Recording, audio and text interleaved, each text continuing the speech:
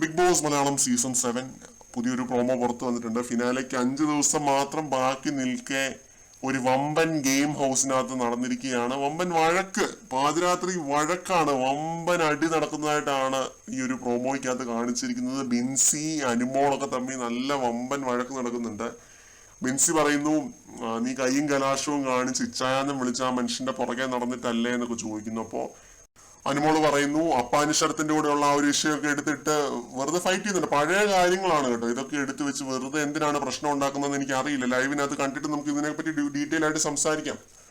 അപ്പോ ബിൻസി പറയുന്നു, ഇത്രയും വൃത്തികെട്ട വർത്താനം ഞാനുള്ളപ്പോ വല്ലതും ആയിരുന്നു നീ പറഞ്ഞതെന്നുണ്ടെങ്കിൽ നിന്നെ കൈ വെച്ചിട്ടേ ഞാൻ ഇവിടുന്ന് പോത്തുണ്ടായിരുന്നുള്ളൂ എന്നൊക്കെ പറയുന്നുണ്ട്. അതേപോലെ തന്നെ പറയുന്നൊരു കാര്യം, നീ കഴിവുണ്ടായിട്ടൊന്നും അല്ല ഇവിടെ നിൽക്കുന്നത്, കാശ് എണ്ണി കൊടുത്തത് കൊണ്ട് മാത്രമാണ് നിൽക്കുന്നതെന്ന് ബിൻസി പറയുന്നുണ്ട്.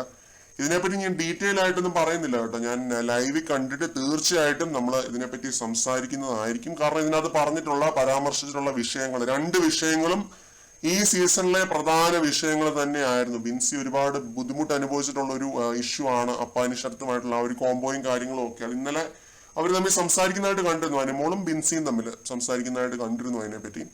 അപ്പോൾ ഇന്ന് അതൊരു വഴക്കുണ്ടാവാനായിട്ടുള്ള കാരണമാവുന്നത് എന്താണെന്നുള്ളത് തീർച്ചയായിട്ടും കണ്ടിട്ട് തന്നെ നമുക്ക് ഡിസൈഡ് ചെയ്യാം. പ്രോമോ കണ്ടിട്ട് ഓരോ അസംഷൻസിലേക്ക് എത്താതിരിക്കുക, നെറേറ്റീവ്സ് ഉണ്ടാക്കാതിരിക്കുക. കൂടുതൽ അപ്ഡേറ്റുകളുമായിട്ട് വീണ്ടും കാണാം.